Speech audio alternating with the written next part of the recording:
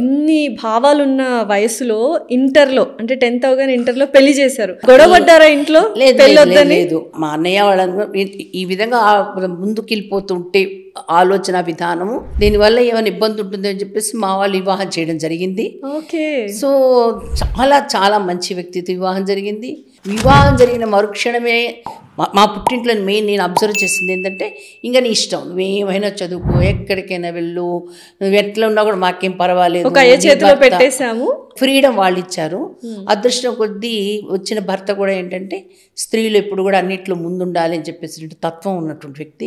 పెళ్లి కావడము, వెంటనే 3 పిల్లలు పుట్టడము, ఆ పిల్లల్ని చదివించుకుంటూ ఆ సమయంలో నాకు ఒక మంచి దేశభక్తియుతమైనటువంటి జాతీయత భావనలు కలిగిన సంస్థతో పరిచయం కావడం, మా ఇంటి దగ్గర ఉన్నటువంటి పని పిల్లల్ని చూసి, ఇంట్లో పని చేయడానికి వచ్చే పసిపిల్లని చూసి, ఏంటమ్మా నువ్వు ఇట్లా పని చేస్తున్నావు అని అంటే, మా ఇంట్లో మా అమ్మ నాన్న కూడా పనికి వెళ్తారు, అందరం వెళ్తాం.